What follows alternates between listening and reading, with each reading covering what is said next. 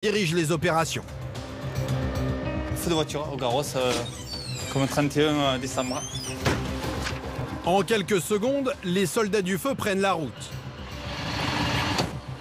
Direction le Garros, un quartier sensible de la ville. À droite, hein. Ah, la police était là-bas. Je sais où ça, c'est bon.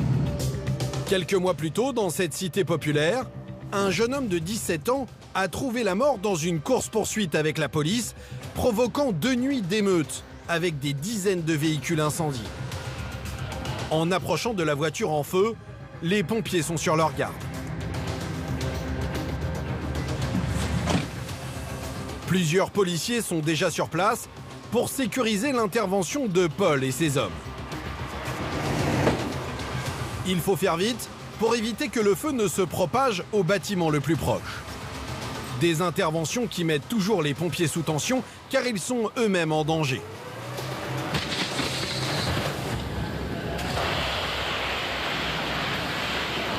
Voilà, il y a toujours des risques. C'est jamais un feu de belle, c'est jamais anodin. Dans le véhicule, il peut y avoir aussi des bouteilles de gaz. On ne sait jamais, il faut toujours faire attention. Cette fois, heureusement, il ne s'agit pas d'un véhicule GPL. Paul, Mélanie et leurs collègues viennent rapidement à bout des flammes. Mais avant de partir, ils s'assurent que le feu ne reprendra pas. Est-ce que tu as réussi à... Vous avez vu pour le capot? Non, pas encore, on a préparé le gâteau, j'ai pas attendez qu'il peut fumer. Ouais, ça va. Ouais, ça marche.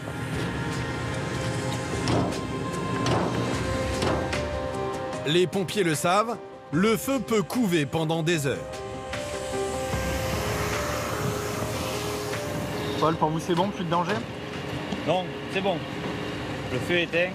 C'est un peu le jeu en France, hein. Ils font brûler des voitures. La police est là pour nous protéger.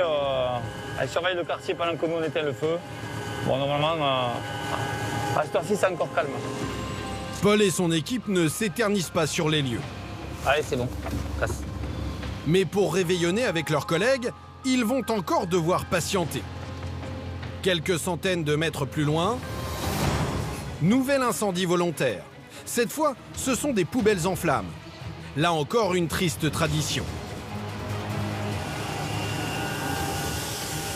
C'était ce qui brûle, tu remplis les autres, d'accord? Des interventions qui, à chaque fois, mobilisent les pompiers de longues minutes. Alors, pour empêcher les incendiaires de recommencer, Mélanie et ses collègues ont leur technique. Et là, en fait, on mouille les autres conteneurs pour pas qu'on revienne plus tard.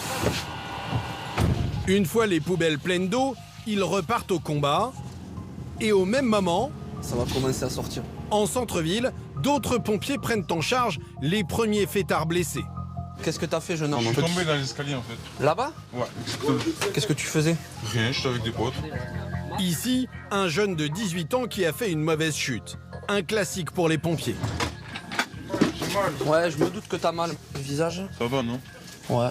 C'est juste au niveau des lèvres. Ouais, la tête, t'as Mais non, la tête, rien, ça va. Aïe. L'épaule de ce jeune homme est peut-être déboîtée.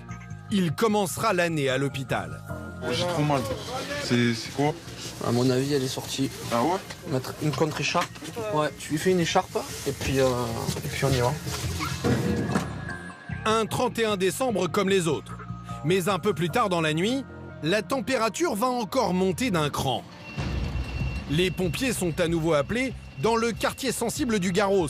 Et cette fois, pour Sébastien, cet adjudant-chef, l'affaire se complique. Feu de VL, avec d'autres VL à proximité, donc avec un risque de propagation sur d'autres véhicules apparemment. Okay. Plusieurs voitures en feu qui menaceraient des habitations.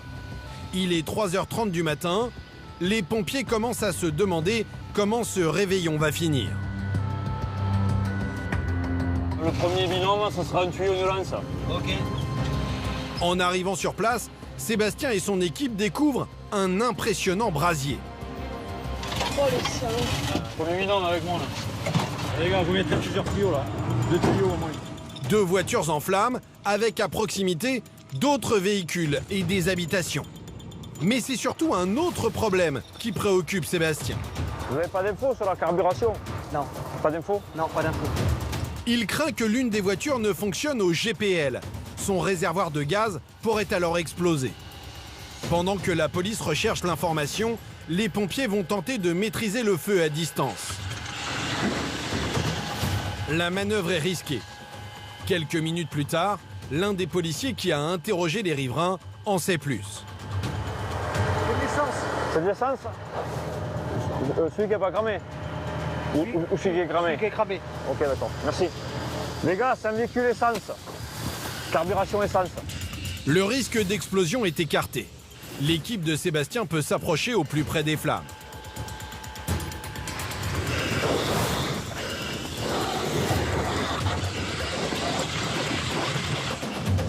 En quelques minutes, les pompiers parviennent à maîtriser l'incendie. Heureusement, car à cet endroit, il aurait pu rapidement se propager. Le véhicule était garé là, il a avancé tout seul. Ouais, parce que les freins ont lâché, les câbles ont fondu et la voiture avance. Tu crois que c'est par rapport à la pente là? Les freins ont fondu et la voiture a roulé dans la pente. Une chance qu'elle n'ait pas atteint les habitations. Sinon, cet incendie volontaire aurait pu tourner au drame, sans compter les risques qu'il a fait prendre aux pompiers. Le danger, tu pouvais penser.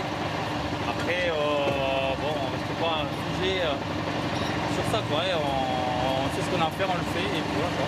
On pense aux gens qui perdent leur véhicule. C'est des gens lambda comme nous qui ont besoin d'aller travailler, qui ont besoin de leur véhicule. Mauvaise habitude. Une soirée encore une fois ternie par ses comportements inconscients. Et une